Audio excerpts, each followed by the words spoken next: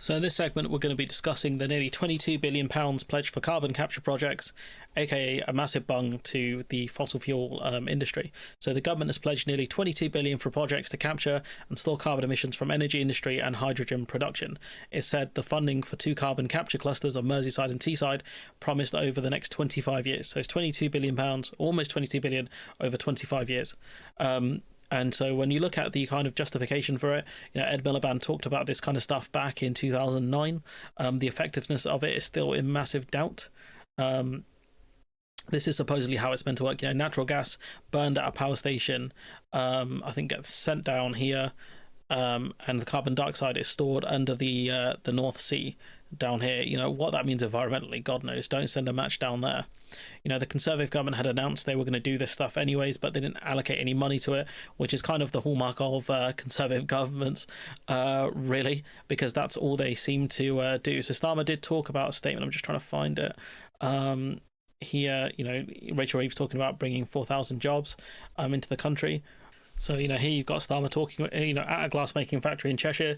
Starmer said, for our energy-intensive industries like glassmaking here, or cement, or steel, or ceramics, you are familiar with these, the security that the future belongs to them. That the necessity mission of decarbonisation does not mean deindustrialisation. This is, if you like, the politics of national renewal in action. And so, for me, personally, unless these specific kind of glassmaking factories or whatever are going to, use this carbon capture stuff, which doesn't seem the case because it's going to be at a power station. This stuff's going to be at power stations where the natural gas is. It doesn't really make sense, because if they don't need natural gas in order to kind of heat their forges or whatever to melt the glass, it's probably the wrong phrase, a forge, but essentially we'll call it a forge for the purpose of this video. If you don't need natural gas to heat the forge, all you need is a massive energy supply. Then we could have done this with green energy. If we could have run this from solar panels and wind turbines, then I don't see why we couldn't do that instead of giving more money to kind of the fossil fuel industry, because ultimately these jobs, these kind of places will have to come to an end. And that's why you do things like retraining for people, or you do, big redundancies and things like that in order to support people into new industries. The argument of people, if we don't support these industries, we're going to do a Thatcher effectively and just, deindustrialize areas and cause massive unemployment. That would be stupid to do that. But what you can do is train them or look at other industries they can go into in order to transition away from fossil fuels, because ultimately that's what's going to happen for the most part. We need to, as a planet, as a country, we need to wean ourselves off things like fossil fuels and move towards green energy. It's not just for our energy security, but it's also for the planet, the place where we live. So this argument of this idea being a good idea, to me, is complete barmy, to be honest with you, and it's not even proven to work. This is, in my opinion, a bung to the fossil fuel industry, because what we should be doing is trying to transition away from this stuff. So you can either do that as you do carbon capture alongside huge investment from the government in green technology and infrastructure, or you just do the green infrastructure. If you have to do one or the other, use the one that's proven. And so, the concept is to capture the CO2 produced by burning coal in power stations, compress it, pipe it away from the planet, and then store it deep underground. It'll be trapped there beneath the impermeable layers of rock that'll prevent it from coming back to the ground surface or the seabed. So that's in theory.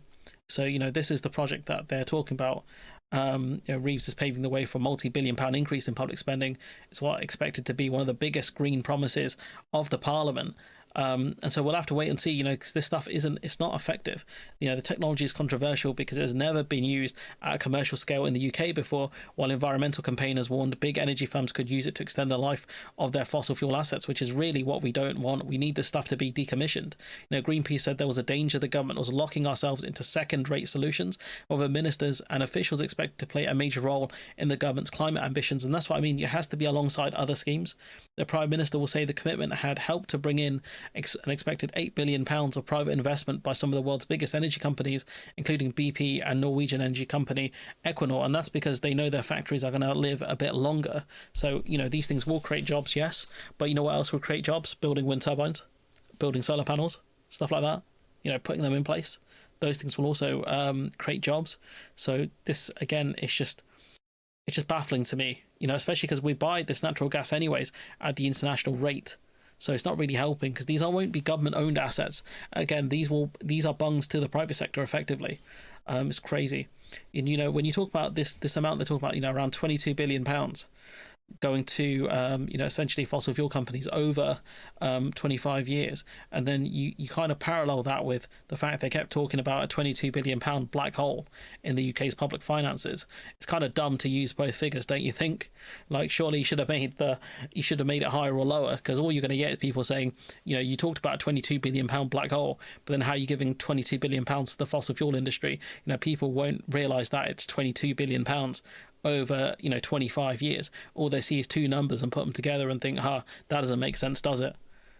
Baffling. Labour given £4 million from tax haven based hedge fund with shares in oil and arms. So again, it looks incredibly suspicious, doesn't it? You're giving all this money away in order to kind of boost kind of fossil fuels in this country, and you receive massive donations from hedge funds that make money from things like oil, things like fossil fuels. Doesn't really make sense, does it? Climate scientists call on Labour to pause their plans on carbon capture. Leading scientists are urging the government to pause plans for £1 billion investment in green technologies they say are unproven or would make it harder for the UK to reach the net zero target, because ultimately we're still burning fossil fuels. It makes somewhat of a difference, but not the difference that we need. In the letter to the Energy Secretary, Ed Miliband, scientists argue that the process relies on unproven technology, will result in huge emissions of planet heating, CO, and methane gases that are driving the climate crisis. The letter, which is signed by leading climate scientists from the UK and US, as well as campaigners, argue the plans would lock the UK into fossil fuel production for generations to come, result in huge upstream emissions from methane leaks, transport and processing of liquefied natural gas from the US, rely on carbon capture and storage, CCS, during the production of hydrogen technology they say has been abandoned in the vast majority of similar projects around the world, which is something we'll talk about in a minute. Pose a danger to the public if there are any leaks from pipes carrying the captured carbon. At least 45 people have been taken to the hospital after a leak in the US. So is the infrastructure actually going to be sound? We don't know. A recent study found a proposed multi-billion CCS project in Teesside would be responsible for more than 20 million tonnes of planet heating CO over its lifetime. Dr. Andrew Boswell, an energy analyst who carried out the research on the Teesside project, said investing now into CCUS and blue hydrogen would dangerously lock the UK into increasing imports of LNG, liquid nitrogen gas, which carries a high footprint of methane emissions in its production and transport well into 2050. So again, the scientists don't back it. I don't think economists really back it. So the question is, why are Labour doing this? I don't get it. It doesn't make sense. And to explain kind of CCS, there's this video produced. I wish I could give credit to the creators of this, but yeah, language warning here. Hello, I'm from the Australian Government with an important announcement as we enter the next stage of the climate crisis. Massive fires, massive floods, massive bullshit. As things fall apart and calls grow for us to urgently reduce our emissions, we've come up with a PR campaign, technology, that makes us look like climate heroes whilst doing sweet nada. Introducing carbon capture and storage. Carbon capture and storage, or CCS, is a complex mining process whereby fossil fuel companies inject donations into the arseholes of politicians. I mean, she's not wrong. She isn't wrong. Delay climate action and let them keep making the ching-ching. CCS entails two key stages, capture and storage. In the capture phase, also known as state capture, fossil fuel interests infiltrate your government at every level so that we'll ignore scientists and keep approving new coal and gas projects.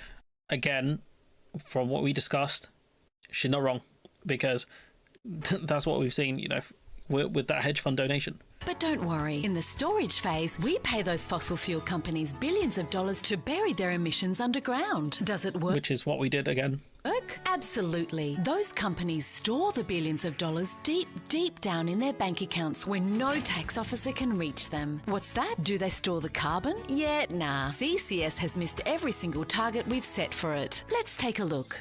20 years ago, we told you that by today, CCS would capture 5,000 million tonnes of CO2 per year. Today, the world can barely capture 10, which is so far off target you can't even see it on this graph. And when you remember that our global emissions are 36 billion tonnes each year, even if it had met its target, it would contribute approximately fuck all. We also said there'd be 100 CCS projects running by today. Today, there are only 6, but the biggest one's right here in Australia. So how's it been doing?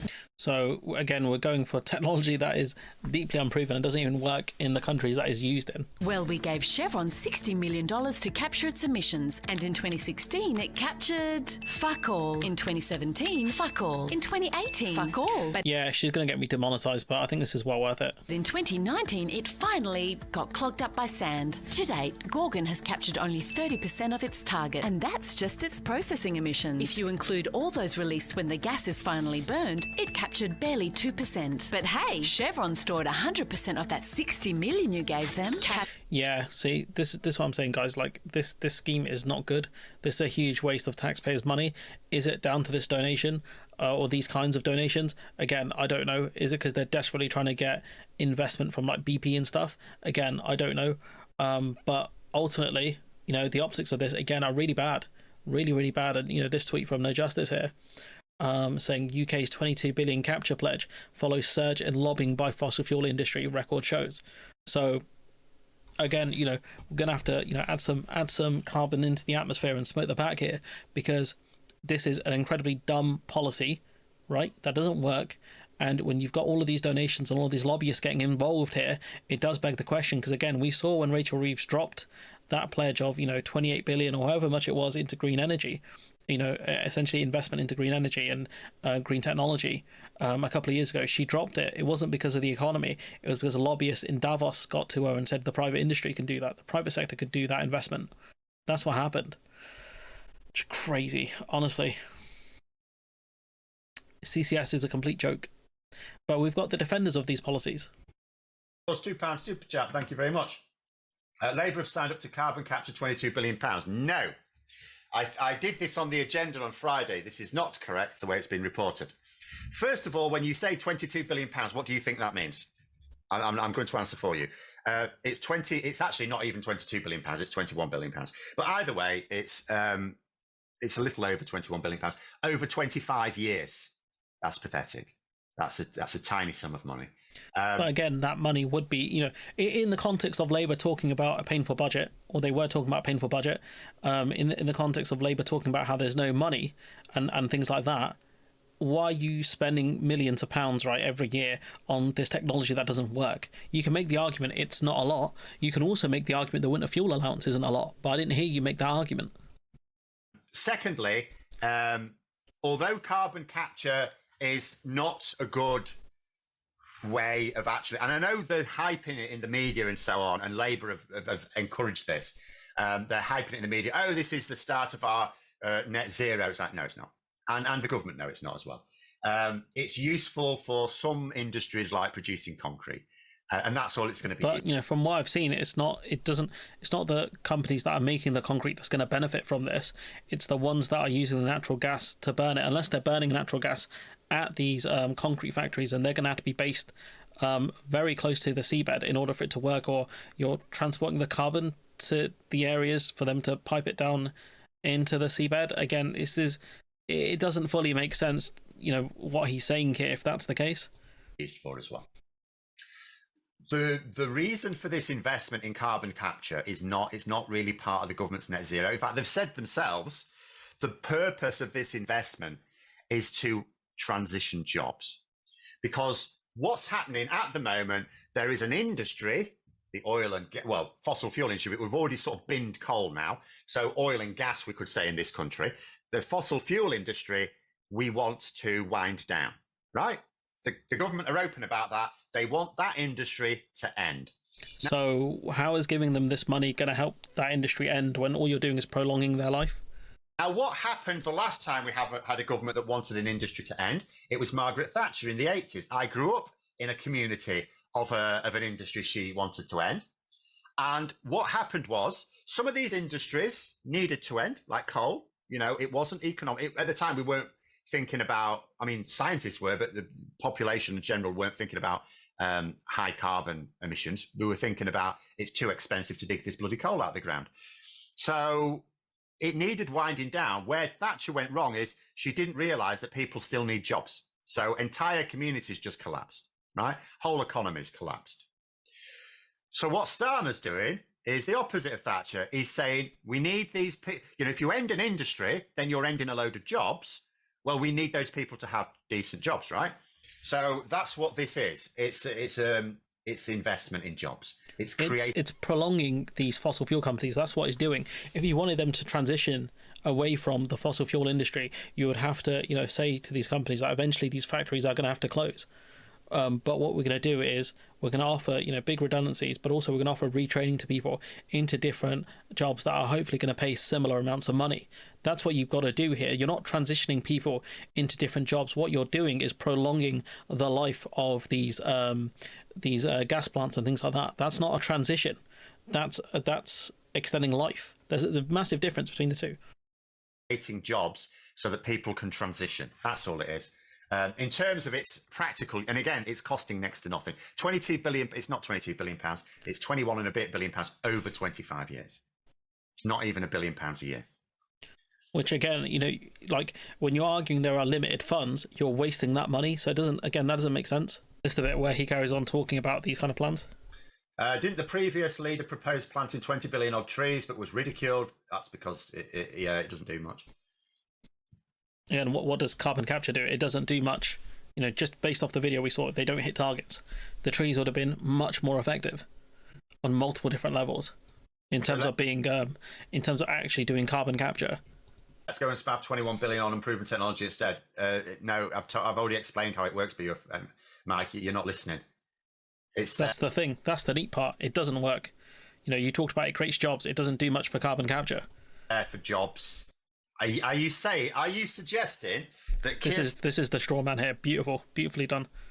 Starmer should wind down the oil and gas industry in this country and just leave the people, unemployed like Thatcher did in the 80s? Are you actually promoting? See what I mean? Like, no one made that argument. He's saying CCS is a bad idea. No one made the argument we need to wind down the fossil fuel industry and essentially make those people unemployed. Thatcherism there, because it sounds to me like you're promoting Thatcherism. Again, it sounds like you want climate destruction because you want to prolong the life of gas and oil plants. So it sounds like you're effectively wanting the planet to burn. You want the ice caps to melt, mate. You're looking for glaciers to melt. What do you want? Do you want the sea level to rise? Do you want places to get flooded more? That's how dumb you sound right now when you make the argument of, oh, you're Thatcherite, mate, if you don't want to essentially bung money to the private sector. This, I mean, here, some of the goons here, it's just crazy to me how kind of politically inept they are, but also how kind of what depths they'll go to defend these bad policies. This is a bad idea. You can argue the amounts are not that much, but ultimately, the point is that we are wasting money on these projects that are a bung to the private sector. Why we're doing this, I don't know. Because if you want to transition these people away from these fossil fuel jobs, then what you do is you offer them retraining. You offer them work in new industries, the green industry. Effectively, that's going to be around for a while. That's what you've got to do. But ultimately, you're not doing that. That's what I mean. Like, it's just brain dead. Like, that's something Biden did with the coal industry in America. He was saying, like, these jobs are going to go eventually, but what we want to do is offer them a path to something else so that they can make hopefully similar amounts of money, but in an industry of the future rather than an industry of the past, which is the point. Because ultimately, these fossil fuel, these factories and stuff, these plants are going to end at some point. And so the argument that Starmer's offering them an off-ramp is not true. What he's offering them is a prolongment of that role, but eventually it will come to an end. Starmer's not offering them an off-ramp. This is what you call a fantastically built straw man that he has burnt to the ground. It's baffling that they come up with these kind of really bad arguments in defense of Starmer, but again, he's their guy, so it shouldn't surprise me too much. But anyways, I'm going to leave it there. Let me know what you think in the comments below. Like, comment, share, subscribe, support the channel on Patreon if you can, and hopefully I'll see you in the next one.